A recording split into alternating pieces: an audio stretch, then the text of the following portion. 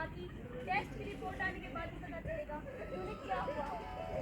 अब हे भगवान, मेरे बेटे को बचा लो। मेरे पापों की सजा मेरे बेटे को मत दो भगवान। भैया, ये देखो ना भैया, क्या हो गया। सुरेश, मैंने तुम्हें कितना रोका, कितना समझाया, लेकिन तुम दौलत की लालच में इतने अंधे हो गए कि तुम भूल गए जिस जहर को बेचकर तुम पैसे कमा रहे हो, एक दिन वही जहर तुम्हारे घर तक पहुंच जाएगा।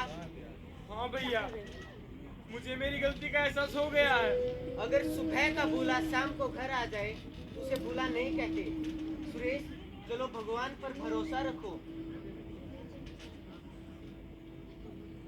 आज हम सब यहाँ पर ये चर्चा करने वाले हैं कि भारत की खेती का भविष्य क्या होना चाहिए, ऑर्गेनिक फार्मिंग या केमिकल फार्मिंग। जैसा कि आप लोगों ने देखा, एक इंसान अपने बेटे की जिंदगी की दुआ मांग रहा है, तो ऐसा क्या हुआ है उसके बेटे को? उसके पिता ने ऐसे कौन से पाप किए हैं जिसकी सजा उसके बेटे को भुगतनी पड़ी? तो आइए देखते हैं।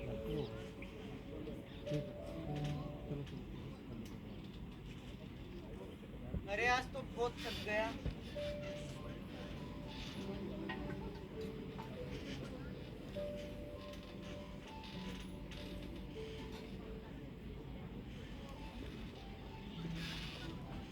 बहुत जोरों की भूख लगी है। गायत्री, कुछ खाने के लिए ले आओ।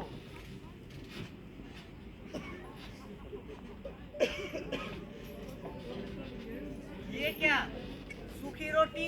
जो कुछ है यही है। घर में राशन का एक दाना भी नहीं है। मैं खाना बनाऊं तो कैसे बनाऊं? जो थोड़े बहुत पैसे जोड़ कर रखे थे वो भी राशन वाला बनिया ले गया। कब तक तुम अपने इन्हीं उसूलों पर अड़े रहोगे? देवर जी तो देखो कहां से कहां पहुंच गए, और हमारे हालात तो पहले से भी बदतर हो गए हैं। उनका बेटा कितने अच्छे कॉलेज में जाता है और हमारे तो खाने की भी लाले हैं। इतना सुखी परिवार है उनका, कितने खुश रहते हैं वो लोग। बस, खुशी का मतलब ये नहीं है कि जेब में कितने अच्छे पैसे हैं या कपड़े कितने अच्छे पहने हैं। तुम जैसे उनकी खुशी समझ रही हो, एक दिन वही उनके दुख का कारण बन जाएगा। अरे भाई साहब, ये सब किताबी बातें हैं। ये बातें सिर्फ आप जैसी पुरानी सोच के लोग ही करते हैं। क्या कहा, पुरानी सोच? मैं जानता हूँ तुम्हारी नई सोच के बारे में। जो केमिकल तुम फसलों में इस्तेमाल कर रहे हो, वो एक दिन तुम्हारी फसलों के साथ साथ जमीन को भी खराब कर देगा। भाई साहब, बढ़ती आबादी को देखकर पारंपरिक खेती के सहारे हम सब सिर्फ 40% लोगों के लिए अनाज उगा पाएंगे, और इस समस्या को सुलझाने के लिए आधुनिक रसायनों को लोगों तक पहुंचाना होगा। और आपकी पारंपरिक खेती पुरानी हो चुकी है, बिल्कुल आप ही की तरह। ये की तो कह रहे देवर जी, आप उनकी तकनीक अपना क्यों नहीं लेते फसल उगाने के लिए? जरा सोचिए, हमारे पास भी सब कुछ होगा, बड़ा सा घर होगा, बहुत सारे पैसे होंगे, और फिर हमें किसी के आगे हाथ फैलाने की भी जरूरत नहीं पड़ेगी। बस करो, तुम क्या चाहते हो, मैं भी उसी तरह जहर बेचने लग जाऊं? मैं भूखा मर जाऊंगा, लेकिन मैं वो काम कभी नहीं करूंगा जिसकी इजाजत मेरा जमीर नहीं देता।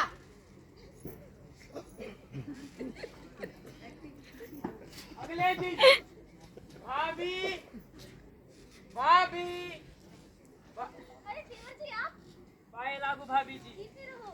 सच बताऊं भाभी, कल आप दोनों की ये हालत देखकर मुझसे रहा नहीं गया। आखिर आप भैया को समझाती क्यों नहीं? कब तक आप गरीबों की तरह जीते रहोगे? किस चीज की कमी है मेरे पास?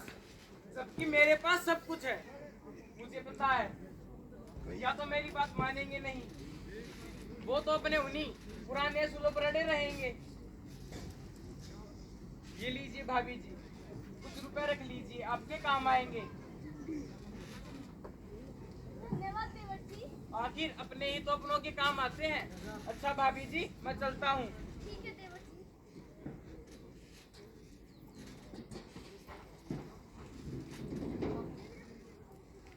अगले दिन जब रमेश ठक्कर अपने घर पहुँचता है,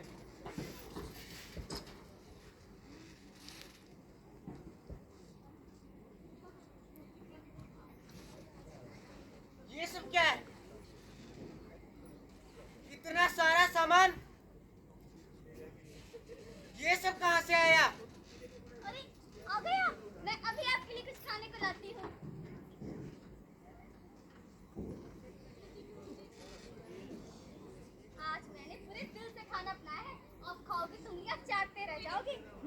आलू पराठा, ये शाही पनीर, ये दाल मखनी और खीर।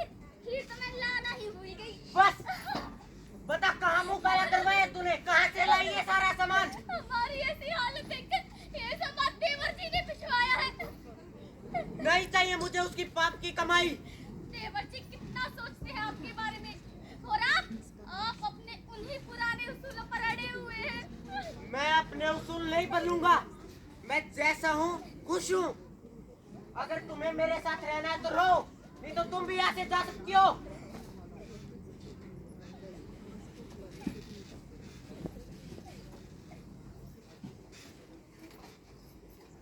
तो देखिए आपने रिश्तों की अजीब दास्तां, जहाँ एक भाई गरीब होकर भी अपने उसूलों पर टिका हुआ है, वहीं दूसरा भाई जो चाहे दुनिया की नजरों में कितना भी गलत हो, लेकिन जब बात अपने भाई पर आई तो वो खुद पहल करके अपनी भाभी के पास मदद करने पहुंच गया। तो इसमें क्या गलत है और क्या सही? अगर कोई इंसान अपने परिवार का अच्छे से पालन पोषण करने के लिए वही सब करता है जो अधिकतर लोग करते हैं, तो उसमें गलती क्या है? तो आइए देखते हैं कि आगे क्या होता है कहानी में।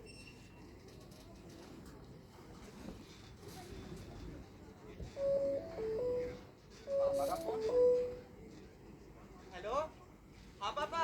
हेलो बेटा नवीन, कैसे हो तुम? मैं बहुत अच्छा हूँ पापा। और तुम्हारी पढ़ाई कैसी चल रही है आजकल? मेरी पढ़ाई बहुत अच्छी चल रही है। क्या? वो क्या कर रहे हो तुम? हेलो पापा, कुछ सुनाई नहीं दे रहा।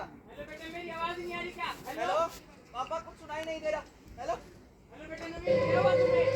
हेलो हेलो बेटा नवीन, हेलो हेलो बेटा, कुछ बोलो। हेलो हेलो बेटा नवीन, हेलो हेलो।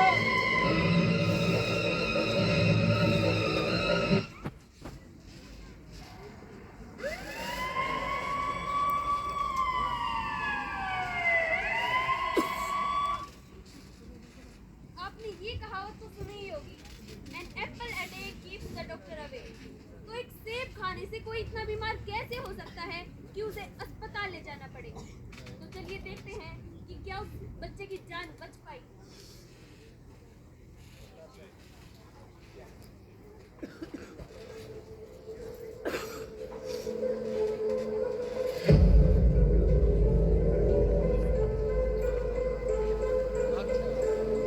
डॉक्टर साहब, चिंता मत कीजिए, आपका बेटा खतरे से बाहर है। धन्यवाद डॉक्टर साहब, आखिर भगवान ने हमारी सुन ली। लेकिन क्या डॉक्टर साहब? लेकिन हमने उनकी जान तो बचा ली, लेकिन वो कभी चल नहीं पाएंगे। हे भगवान, मेरे पापों की सजा मेरे बेटे को क्यों दी? इससे अच्छा मुझे ही उठा लेते। आखिर ये बीमारी मेरे बेटे को ही क्यों हुई? आखिर डॉक्टर साहब उसे हुआ क्या था? उन्हें मीनामाटा नाम की एक गंभीर बीमारी हुई थी। अच्छा हुआ कि आप उन्हें टाइम पर हॉस्पिटल ले आए, वरना उनका बचना बहुत मुश्किल था। Minamata, Minamata. ये कौन सी बीमारी होती है डॉक्टर साहब? आइए मैं आपको अच्छे से समझाती हूँ।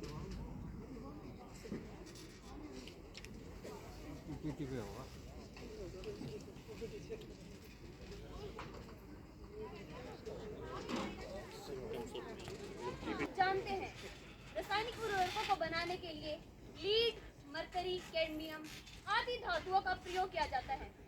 इनका इस्तेमाल रासायनिक खेती में कई गुना उत्पादन को बढ़ाने के लिए किया जाता है। केमिकल फार्मिंग में phosphorus fertiliser, potassium fertiliser, sulphur, calcium and magnesium fertiliser and micro nutrients fertilisers का इस्तेमाल किया जाता है। ये सब न्यूट्रिएंट्स से तो भरपूर होते हैं, पर ये जमीन के लिए काफी हानिकारक होते हैं। इनका स्वभाव जमीन के लिए जहरीला होता है। काफी लंबे समय तक इनका प्रयोग करने से हमारी जमीन बंजर हो सकती है। ज्यादा उर्वरकों का प्रयोग कर उगाई गई फसलों का उपभोग करने से हमारे शरीर में संचय बढ़ जाता है, जिसके कारण हमारे शरीर में अनेक बीमारियां हो जाती हैं, जैसे कैडमियम से इटाई, मरकरी से मिनीमाटा डिजीज और लेड से डिस्लेक्सिया एक्सेट्रा।